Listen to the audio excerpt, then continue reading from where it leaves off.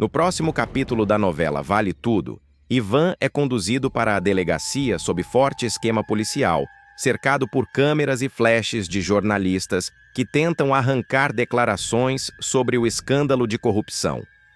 O executivo mantém a cabeça erguida, mas por dentro já sente o peso da armação que o colocou ali. Enquanto isso, Sardinha procura Solange e revela suas últimas descobertas sobre Maria de Fátima. Ele detalha como a vilã tem usado falsificações, chantagens e até subornos para se manter no jogo. Solange fica abalada, mas prefere não se envolver mais do que já está. No mesmo instante, Maria de Fátima encara Celina com seu habitual atrevimento e dispara: "Eu posso provar que o Afonso é o pai do meu filho." A afirmação soa como uma bomba, ainda mais quando a megera afirma ter em mãos o resultado de um exame que confirma sua versão.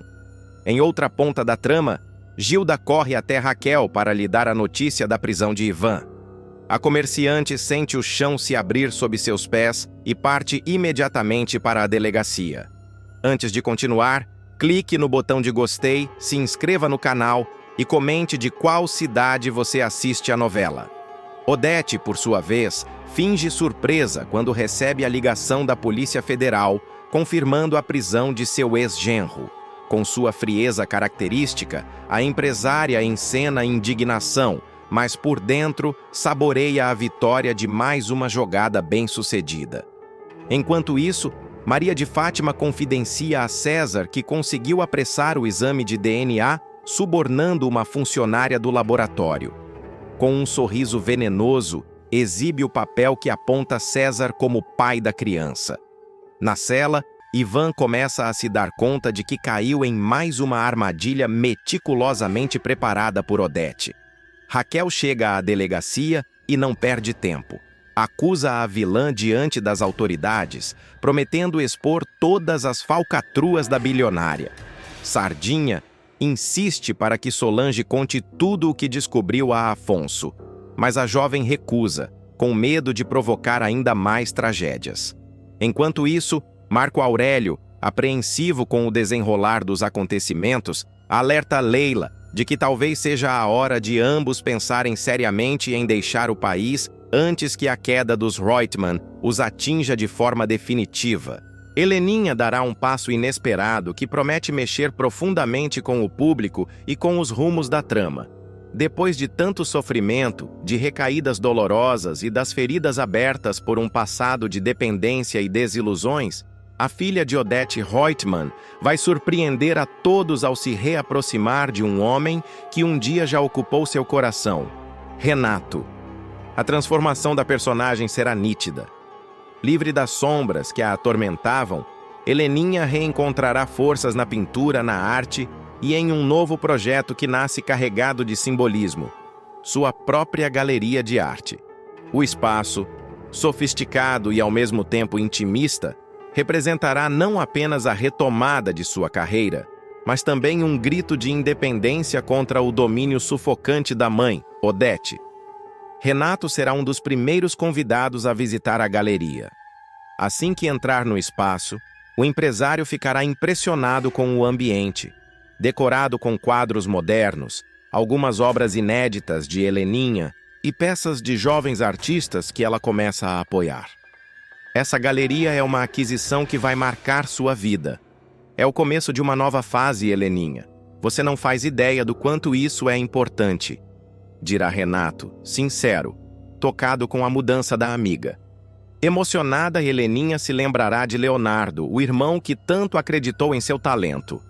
Foi ele quem sempre me dizia: vai ter a sua galeria, assume esse compromisso. No fundo, ele estava certo. Eu só precisei de tempo e coragem, confessará ela, com a voz embargada. A lembrança de Leonardo criará um silêncio respeitoso entre os dois, que logo será quebrado por uma troca de sorrisos cúmplices. E é nesse instante que a chama do passado começará a reacender. O encontro ganhará contornos mais íntimos quando ambos passarem a recordar o romance secreto que viveram anos atrás. Heleninha, em tom nostálgico, admitirá: eu adorava fazer as coisas escondidas da minha família. Era como se, por algumas horas, eu fosse livre de todos os julgamentos. Renato rirá, lembrando-se dos encontros às escondidas, das longas conversas que terminavam em beijos roubados. Mas ele não perderá a chance de provocar. Você já pensou como seria repetir um dia? Relembrar aquelas loucuras que só a gente entendia? Lançará ele com um olhar carregado de malícia. Heleninha ficará sem resposta imediata.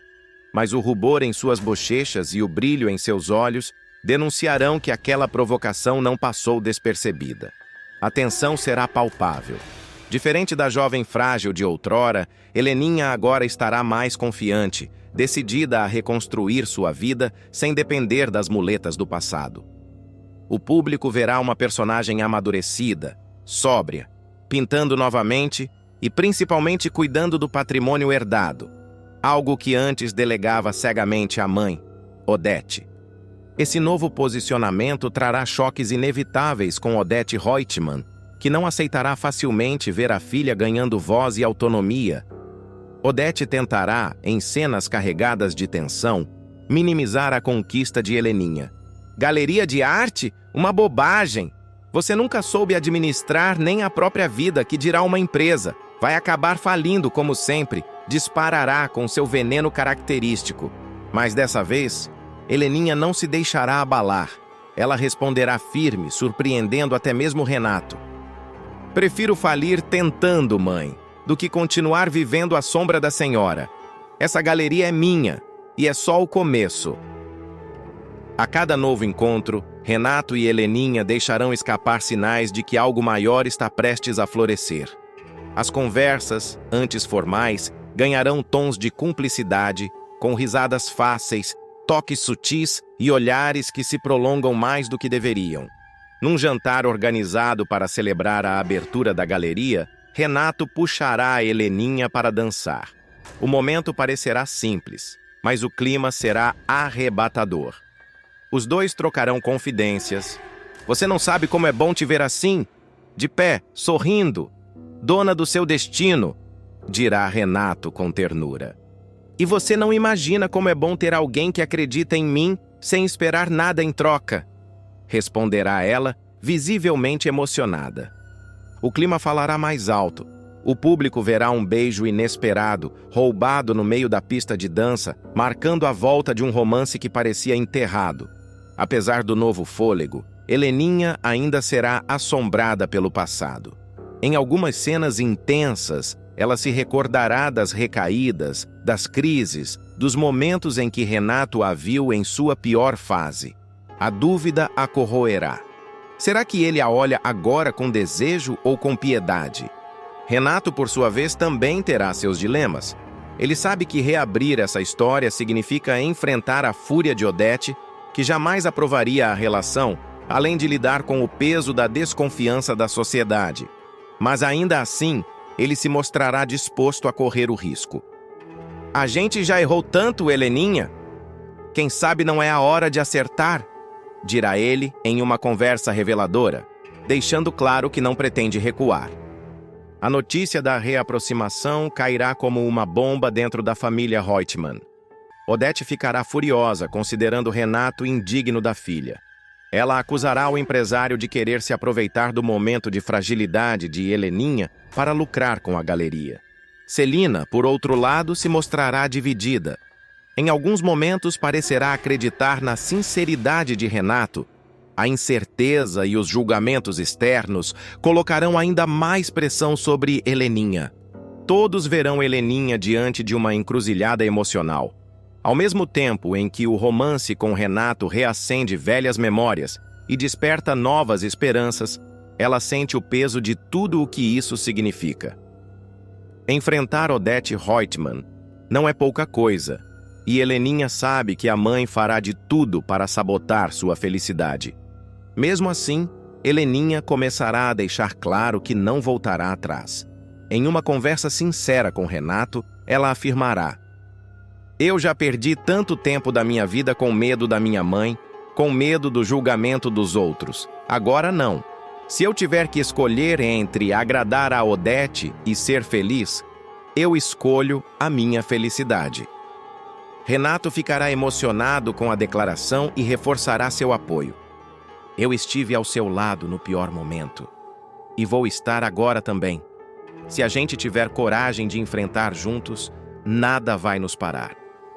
Ao descobrir oficialmente que a filha está retomando a relação com Renato, Odete explodirá em fúria. A vilã não poupará palavras. Você é uma tola, Heleninha. Esse homem não te ama. Ele só quer se aproveitar de você, da sua fragilidade, do seu dinheiro. Você vai acabar sozinha, ridícula como sempre. Heleninha, no entanto, não se deixará calar. Em uma das cenas mais fortes dessa virada, ela enfrentará a mãe de frente, sem baixar os olhos. Eu já estive sozinha, mãe. E foi exatamente aí que descobri que posso me reerguer. O que eu não vou mais ser é sua marionete. A senhora não manda mais na minha vida. O embate entre mãe e filha ganhará tons de guerra aberta, com Odete prometendo que não descansará até afastar Renato da família. Enquanto isso, Heleninha e Renato decidirão assumir o romance de forma clara. Durante um evento na galeria, na frente de jornalistas, empresários e até mesmo de membros da família Reutemann, os dois trocarão um beijo apaixonado. O gesto simbólico será recebido com choque, reprovação de alguns, aplausos de outros. Para Heleninha, será o momento definitivo de libertação. Um ato público que simboliza sua nova postura. Não se esconder mais. A relação, no entanto, estará longe de ser um conto de fadas. Heleninha finalmente mostrará que não é mais apenas a filha frágil de Odete Reutemann. Ela se tornará símbolo de resistência, de uma mulher que enfrentou seus demônios, sobreviveu à tirania da própria mãe e encontrou forças para recomeçar. E ao lado de Renato, esse recomeço ganhará um sabor inesperado, misturando passado e futuro, amor e desafio, em uma história que promete incendiar a reta final da novela. A doença faz Afonso virar sua vida do avesso e voltar com Solange. O público acompanhará a guinada mais dolorosa e transformadora na trajetória de Afonso Reutemann. O rapaz, sempre visto como íntegro, honesto e apaixonado pelo esporte, será surpreendido por um diagnóstico devastador: leucemia. A descoberta não apenas colocará sua saúde em risco, mas também o obrigará a rever todas as suas escolhas, relacionamentos e prioridades de vida. A doença será o ponto de virada que fará com que Afonso rompa de vez com Odete Reutemann, renegue o império da família e reencontre em Solange a razão para recomeçar. O primeiro baque virá após uma das cenas mais esperadas da novela. Afonso chegará em casa mais cedo, depois de um treino exaustivo, e flagrará Fátima na cama com César. O silêncio inicial dará lugar a um olhar de descrença. Ele, que acreditava ter encontrado em Fátima a chance de construir uma família, será tomado por uma mistura de nojo, decepção e raiva. Sai da minha casa agora, Maria de Fátima. Você me enganou, me usou, me transformou num palhaço diante de todo mundo, gritará o triatleta transtornado. Sem dar tempo para explicações, Afonso expulsará a golpista de casa e exigirá o divórcio imediato. Fátima, no entanto, ainda tentará manipular a situação, alegando estar grávida dele. Mas Afonso não cederá. Exigirá um exame de DNA que logo revelará a verdade cruel. O filho que ela espera não é dele. O choque se tornará ainda maior quando o mocinho descobrir que a própria mãe, Odete Reutemann, foi quem incentivou a relação, arquitetando todo o romance para manter a família blindada contra interesses externos. A decepção com Odete será tão intensa que Afonso, pela primeira vez, enfrentará a mãe com firmeza. Você não é só a responsável pela ruína da minha vida. Você destruiu qualquer confiança que eu pudesse ter em você. A partir de hoje, eu deixo de ser seu filho. O peso da descoberta fará Afonso se desligar completamente do Império Reutemann. Ele tomará a decisão drástica de se mudar da mansão, deixar o cargo de prestígio na TCA, vender suas ações e abrir mão de toda a herança que o ligava ao nome da mãe.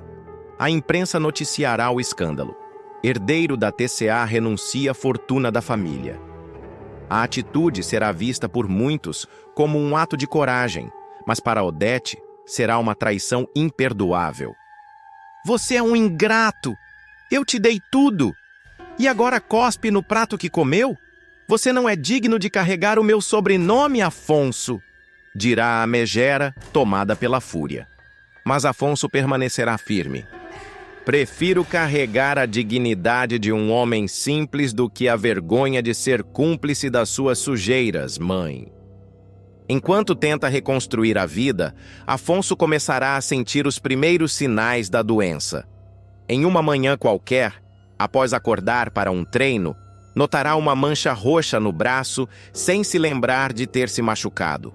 Mais tarde, durante uma corrida, terá um sangramento repentino no nariz. Heleninha, sua irmã, será a primeira a se preocupar. Afonso, essas manchas não são normais. Você precisa ir ao médico, eu insisto. Mas o triatleta tentará minimizar a situação, acreditando ser apenas cansaço. Até que, em um treino, Igor, seu parceiro, notará o desempenho caindo drasticamente. Você sempre foi o mais resistente de todos, Afonso. O que está acontecendo? Você parece exausto desde o início da prova. A insistência dos amigos e da irmã fará com que ele aceite procurar ajuda médica. Será em uma consulta aparentemente rotineira que virá a notícia arrebatadora. Afonso tem leucemia. O médico explicará os detalhes do exame, os riscos da doença e a urgência do tratamento. O choque será imediato. Sozinho na sala, ele se sentirá sem chão. A imagem de atleta, saudável, invencível, desmoronará em segundos. Quando sair da consulta, quem estará à sua espera será Solange. A diretora da Tomorrow, mesmo ainda magoada pelo fim do relacionamento, terá pressentido algo errado. Ao vê-lo pálido e trêmulo, perguntará: Afonso, o que foi? O que está acontecendo com você? Sem forças para esconder, ele desabará: Eu tô doente, Solange. O médico disse que é câncer. Eu tenho leucemia. A revelação quebrará a barreira entre eles. Solange, tomada pela emoção, decidirá naquele instante que não pode mais ocultar a verdade. Você precisa saber, Afonso. Eu estou grávida e os gêmeos são seus. O reencontro entre os dois será carregado de lágrimas, mas também de esperança. Na sequência, Afonso reunirá a família para uma conversa decisiva. Diante de Heleninha, Celina e até Odete, revelará não apenas o diagnóstico, mas também a paternidade. Eu vou ser pai e quero estar presente na vida dos meus filhos, aconteça o que acontecer. O médico da família explicará o tratamento, ressaltando a necessidade de um transplante de medula. Logo, todos os parentes próximos farão exames para verificar compatibilidade. Heleninha e Celina não serão compatíveis. O silêncio pesado tomará conta da sala quando o médico anunciar que Odete também não servirá como doadora. Desesperada para salvar o filho predileto, Odete tomará uma atitude arriscada. Sem que ninguém saiba, levará um enfermeiro de confiança até o esconderijo de Leonardo, o filho que ela mantém oculto há anos. Um tubo de ensaio com o sangue do rapaz será a última esperança de Afonso. A vilã se verá acuada, ou revela o segredo e corre o risco de perder o controle sobre Leonardo, ou continua escondendo a verdade e assiste Afonso definhar. Ciente da gravidade do quadro, Afonso decidirá organizar sua vida de forma prática. Em uma cena emocionante, chamará Solange para ajudá-lo a raspar o cabelo antes da quimioterapia. Eu não sou supersticioso. Não acredito que fazer testamento é atrair a morte. Mas eu também não acho que a gente deva deixar as coisas no improviso. Quero tudo muito bem organizado. Ele pedirá que Solange seja sua procuradora legal, confiando nela acima de qualquer outro membro da família. Em meio às lágrimas, confessará: Eu tô redigindo um testamento. Quero deixar um vídeo também. Algo que você vai mostrar para os nossos filhos quando tiverem idade de entender. Solange aceitará a responsabilidade, comovida com a confiança depositada nela. Enquanto Afonso enfrenta a luta mais difícil da sua vida, Fátima não aceitará o divórcio nem a revelação pública de sua mentira. Expulsa da mansão e rejeitada pela sociedade, a vilãzinha fará escândalos, batendo a porta do ex-marido em busca de uma segunda chance. Afonso, você não pode me abandonar agora. Eu errei, mas eu te amo. Esse filho pode até não ser seu, mas você é o homem da minha vida. Implorará em vão. Ele firme a rejeitará com desprezo. Eu não vou carregar nos meus ombros os seus erros, Fátima. A minha vida não é mais com você e nunca mais será.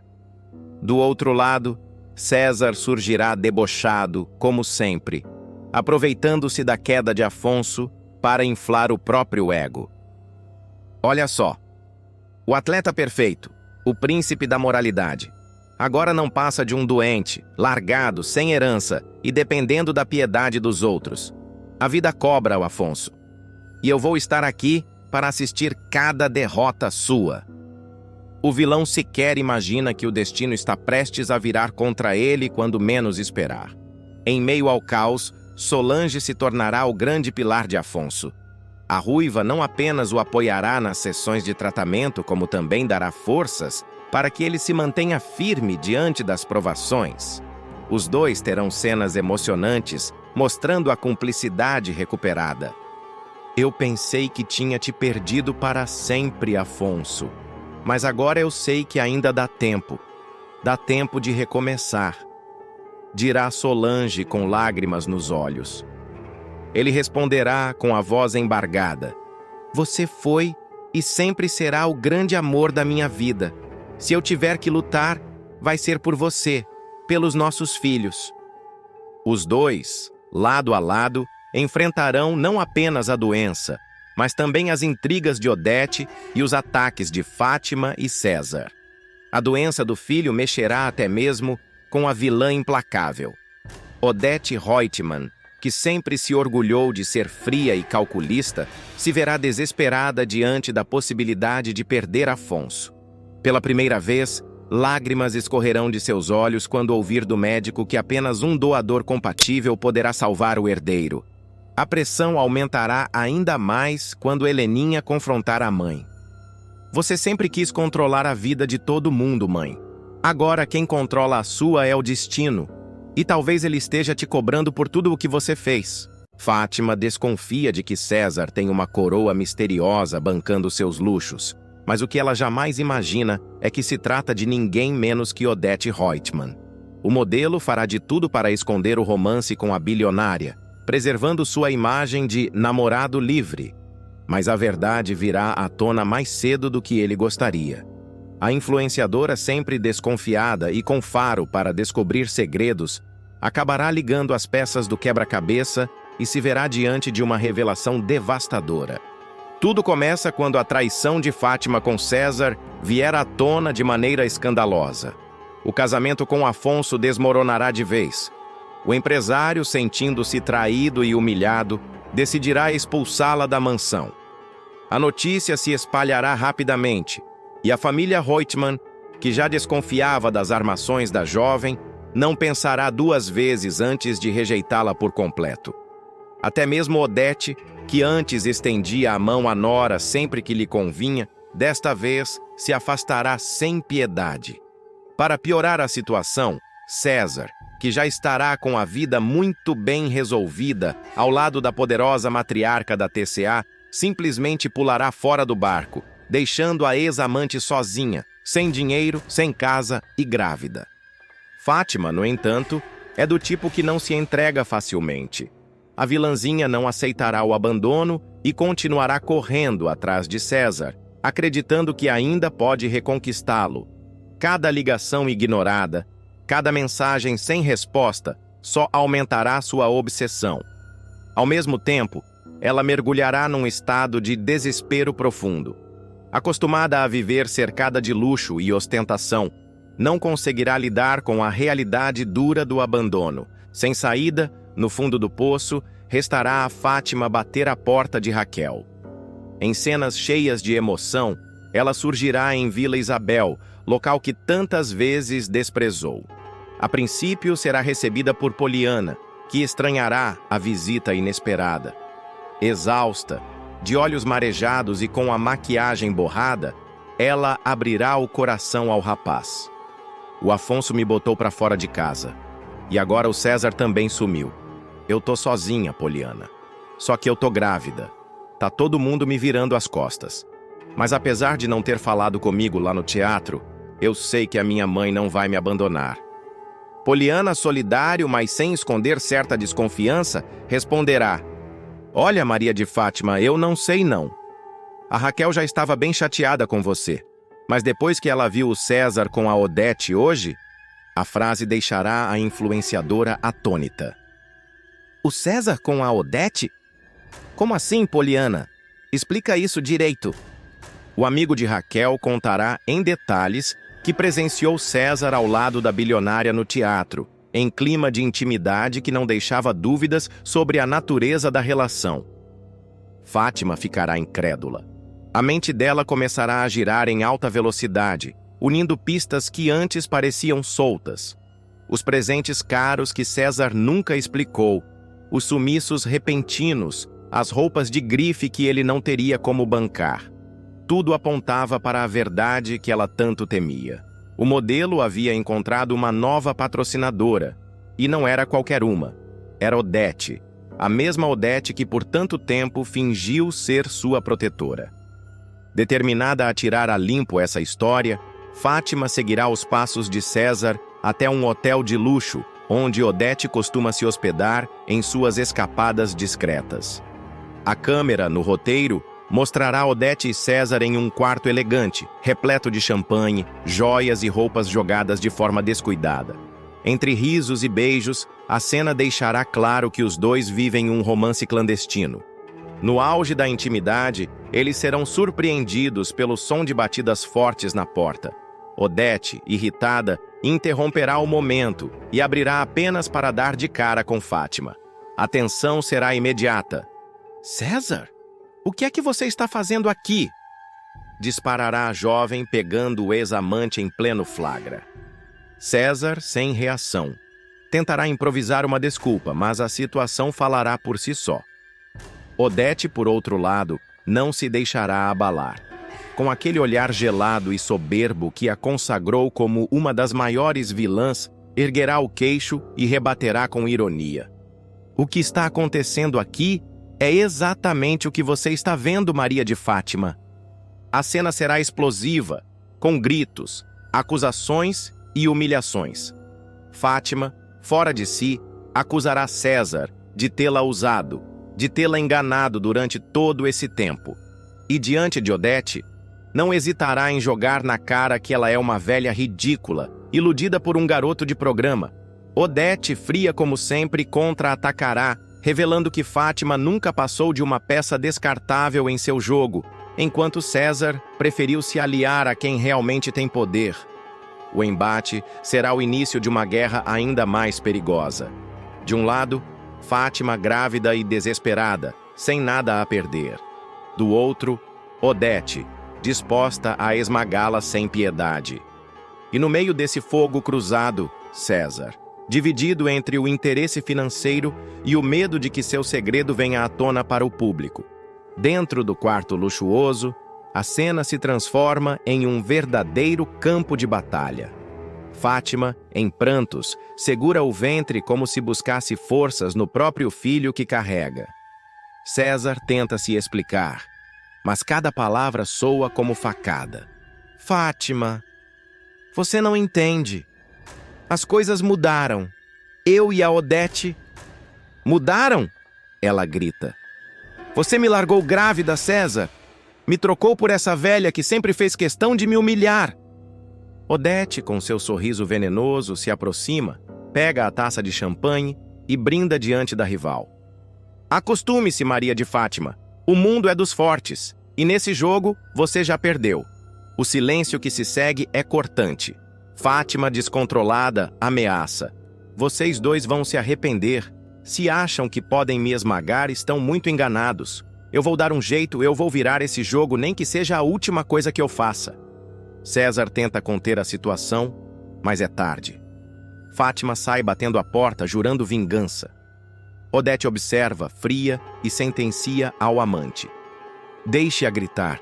Quanto mais espernear, mais rápido vai afundar sozinha.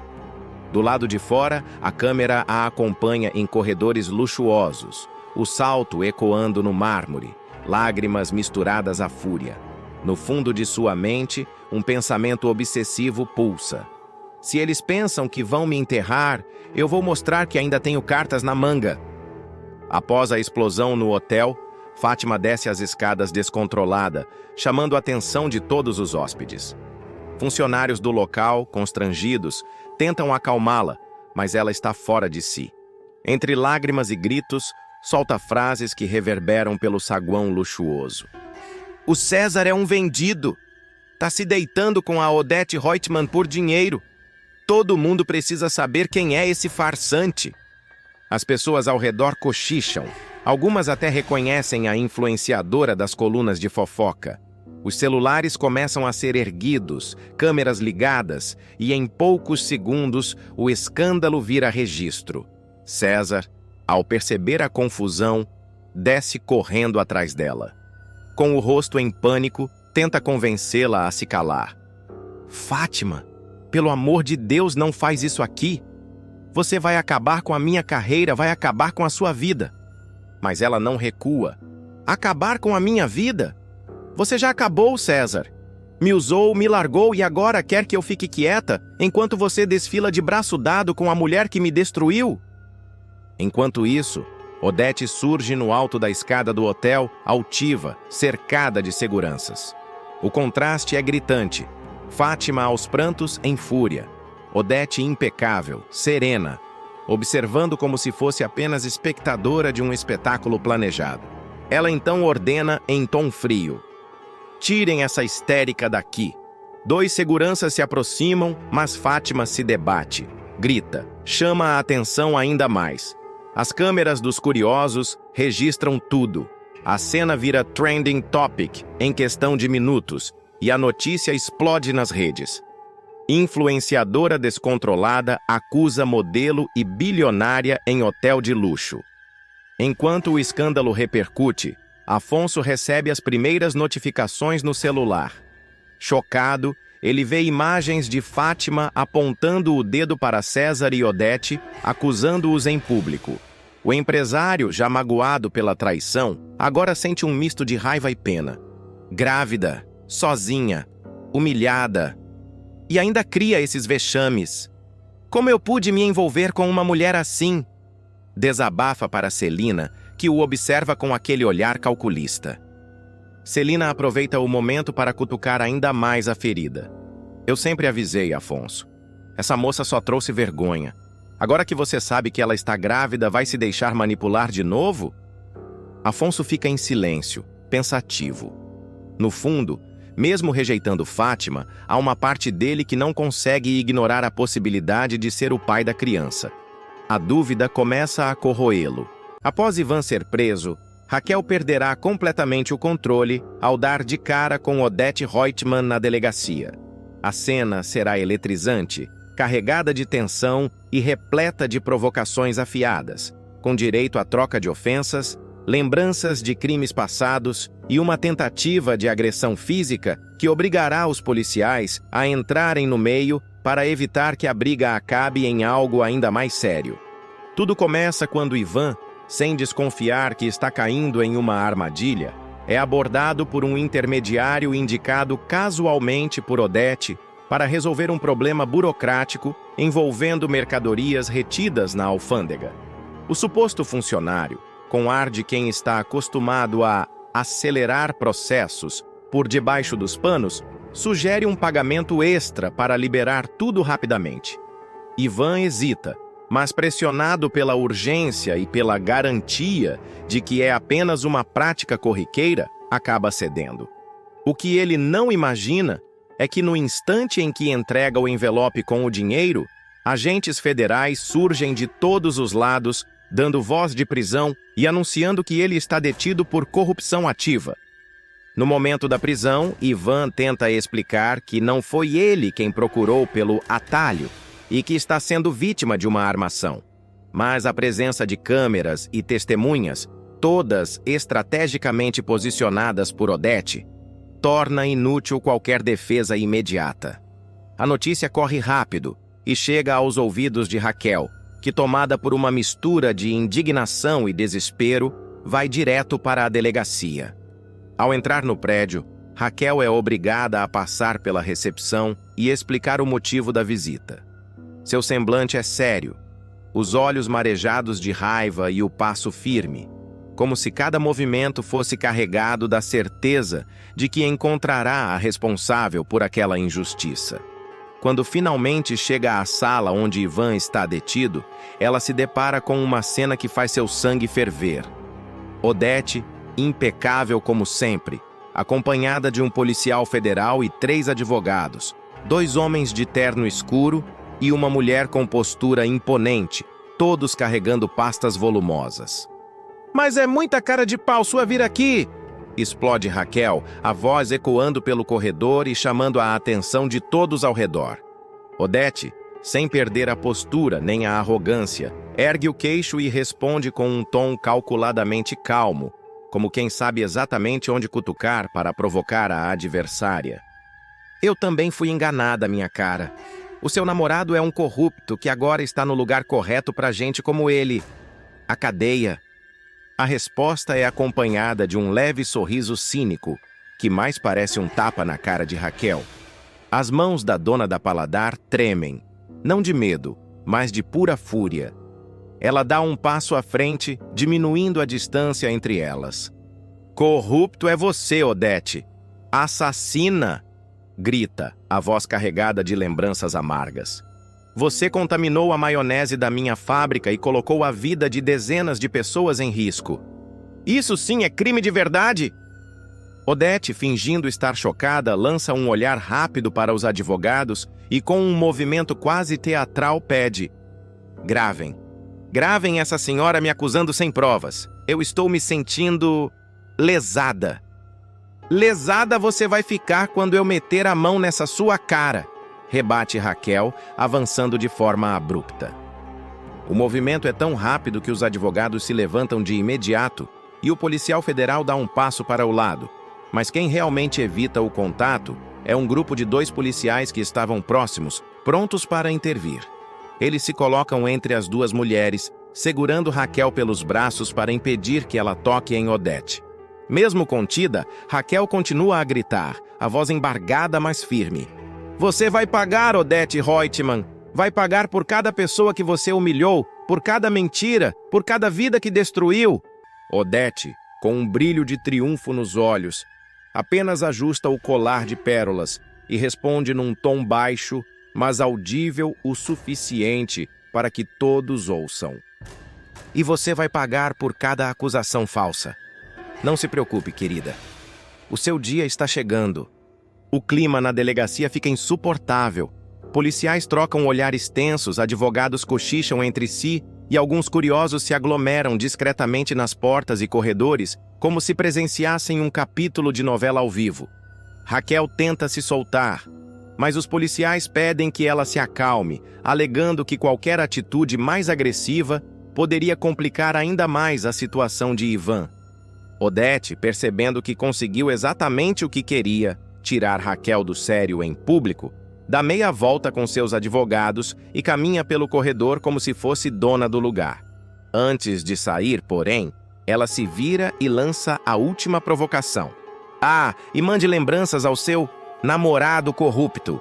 Raquel, ainda contida pelos policiais, solta um grito que ecoa por todo o andar: "Isso não vai ficar assim, eu juro!"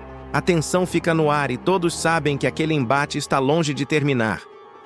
Quando Odete sai pela porta principal da delegacia, a imprensa, que já estava posicionada como se tivesse recebido um aviso prévio, dispara flashes e microfones em sua direção. Repórteres gritam perguntas sobre o envolvimento de Ivan, sobre a rivalidade com Raquel e até sobre as denúncias envolvendo a maionese contaminada. A bilionária, como uma atriz ensaiada, coloca um par de óculos escuros e ergue a voz: "Lamento profundamente por ter confiado na pessoa errada. Mas a justiça está sendo feita." Dentro da delegacia, Raquel ainda tenta se recompor. O peito sobe e desce rapidamente, fruto da raiva que não encontra saída. Os policiais, vendo que ela não representa mais perigo imediato, afrouxam a contenção. Ela ajeita a blusa, respira fundo e pede para ver Ivan. Um dos agentes hesita, mas acaba permitindo a entrada na sala de visitas sob supervisão. Quando Ivan aparece, com o rosto abatido e as mãos ainda marcadas pelas algemas, Raquel se aproxima e segura firme seus dedos. Eu sei que isso foi armação dela, sussurra, contendo as lágrimas. E eu vou provar, nem que seja a última coisa que eu faça na minha vida. Ivan balança a cabeça em sinal de concordância, mas o olhar revela o peso do golpe que recebeu. Ela me encurralou, Raquel. Eu achei que estava resolvendo um problema simples. E caí feito um idiota. Do lado de fora, já dentro do carro preto que a aguarda, Odete pega o celular e faz uma ligação rápida. Está feito. Agora vamos para a segunda parte. Quero Raquel no chão. E sem chance de levantar. O carro parte, deixando para trás a certeza de que a guerra entre essas duas mulheres está apenas começando. E que cada passo dado a partir dali será calculado para destruir não só reputações, mas vidas inteiras. Enquanto o carro de Odete desaparece no trânsito, Raquel permanece por alguns minutos sentada em silêncio na sala de visitas da delegacia, apenas segurando as mãos de Ivan.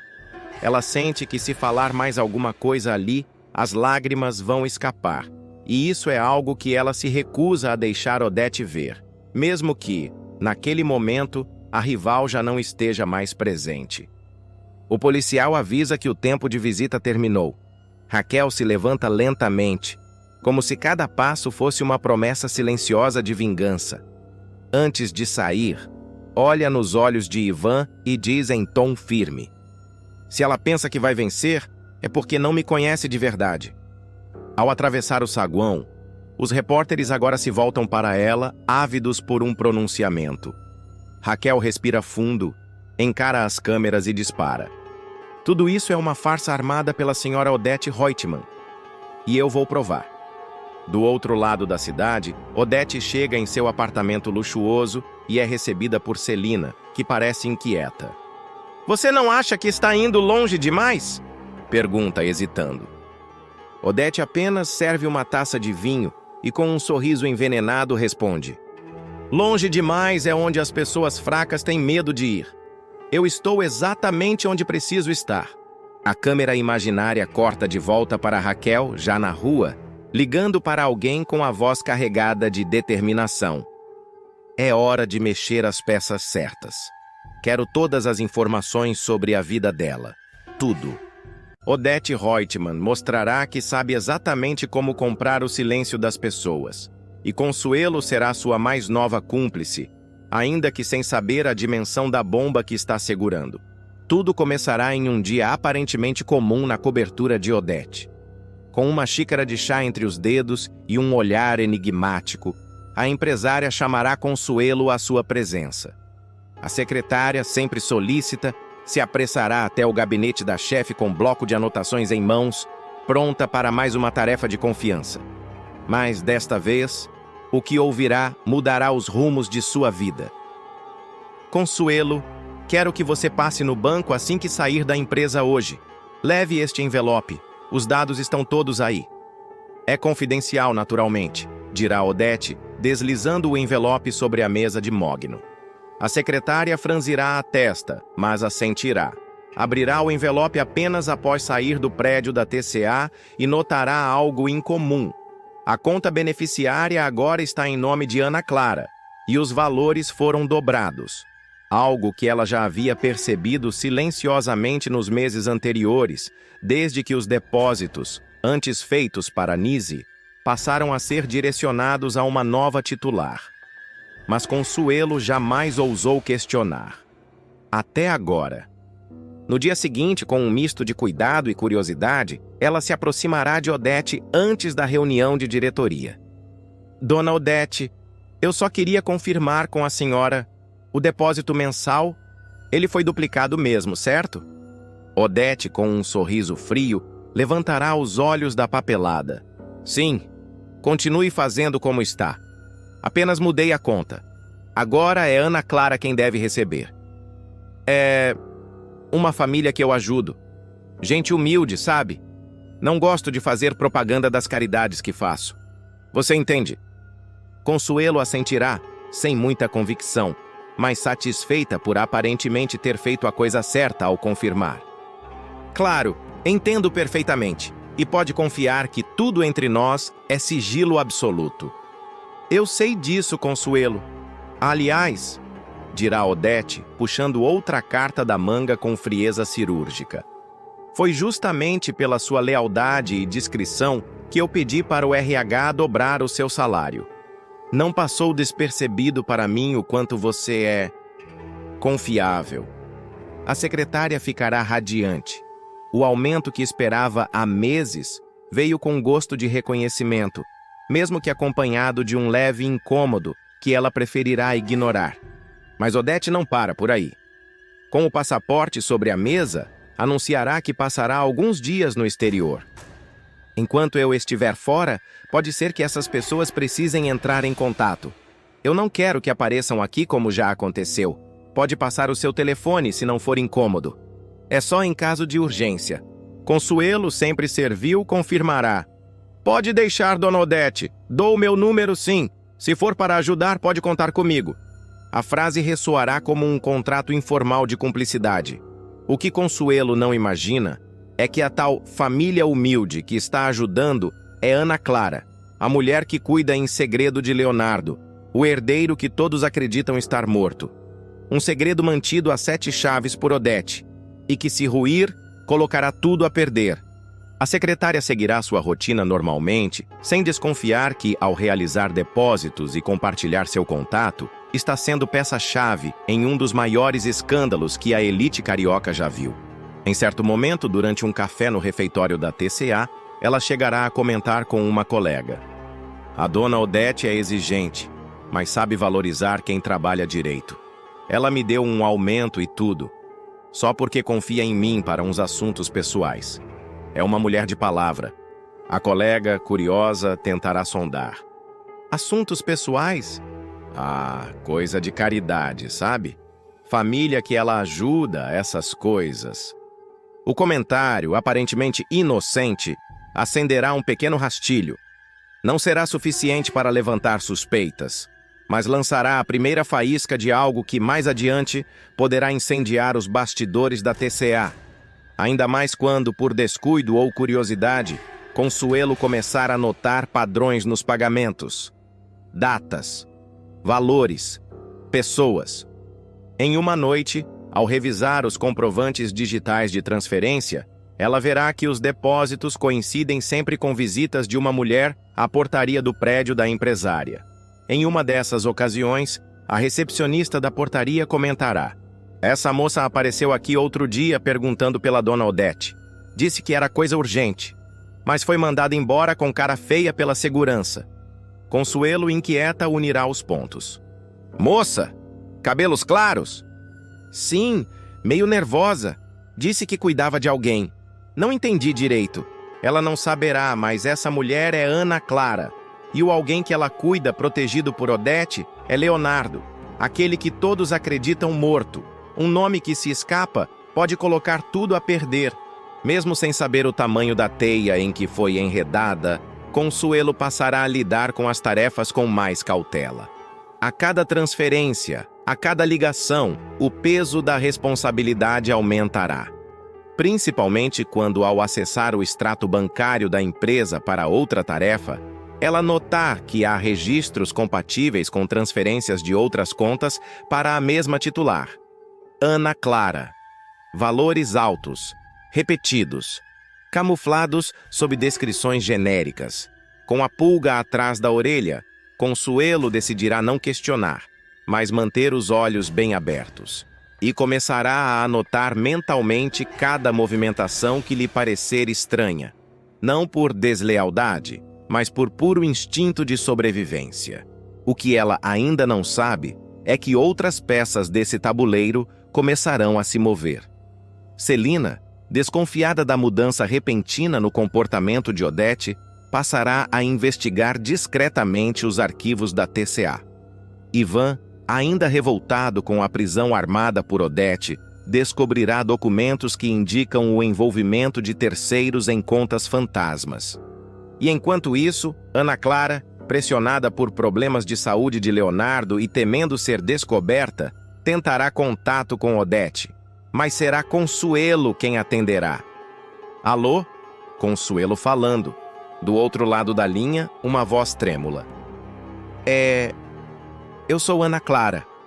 A dona Odete me disse que podia ligar para você em caso de emergência. Silêncio. O mundo de Consuelo balança por um instante. O nome finalmente tem rosto. A voz. A urgência. Diga, moça, o que está acontecendo? E assim, sem saber, a secretária atravessará a tênue linha entre a lealdade e o perigo. A partir daí, não haverá mais retorno. Do outro lado da linha, a voz de Ana Clara revelará desespero. Ele piorou. O Leonardo está com febre há 3 dias. Eu tentei contato com a dona Odete, mas não consigo. Ela me disse que se fosse urgente... Consuelo, com o coração acelerado, responderá com profissionalismo. Calma, minha senhora. Me diga o que está acontecendo exatamente. Eu posso deixar um recado no e-mail pessoal dela. Mas ela está no exterior. Ana Clara hesitará, mas logo desabará. Eu não sei mais o que fazer. A febre não baixa. Eu tenho medo de ir a um hospital e alguém reconhecer ele. A dona Odete sempre disse para não deixar ninguém ver o rosto dele. Se descobrirem, acaba tudo. Essas palavras atingirão Consuelo em cheio. Reconhecer? Descobrir? Um silêncio desconfortável tomará conta da ligação, até que Ana Clara se dá conta de que falou demais. Desculpa, eu me confundi. Só avise a dona Odete, por favor. A ligação cai. Consuelo encara o celular como se ele fosse uma granada prestes a explodir. A partir daí, ela não conseguirá mais agir com a mesma tranquilidade. Ao retornar ao escritório da TCA, começará a revisar mentalmente todas as informações que já passaram por suas mãos. As transferências, os nomes, o sigilo. E agora, a revelação. Leonardo está vivo e sendo escondido. Enquanto isso, em uma suíte de luxo em Genebra, Odete receberá a notificação da ligação perdida. Ao ver que Ana Clara tentou contato, imediatamente ligará para Consuelo. Boa tarde. Alguma novidade? A moça ligou. Estava desesperada. Disse que o rapaz que ela cuida está com febre alta. Quis que eu avisasse a senhora. Mas dona Odete, quem é esse rapaz? Odete perceberá a mudança no tom. Firme, responderá. Consuelo. A senhora tem feito um ótimo trabalho. Mas faça o que eu pedi. Mantenha os depósitos, atenda os recados e não pergunte mais nada. Não ponha a perder tudo o que construímos por uma curiosidade tola. Está claro? A secretária engolirá seco. Está claro, sim. Mas não estará. O clima ficará insustentável. Consuelo se sentirá usada e começará a guardar registros das transferências, cópias dos comprovantes e até prints de conversas que antes jamais ousaria armazenar. Algo dentro dela começa a mudar. A admiração por Odete dá lugar ao medo. Depois, a indignação.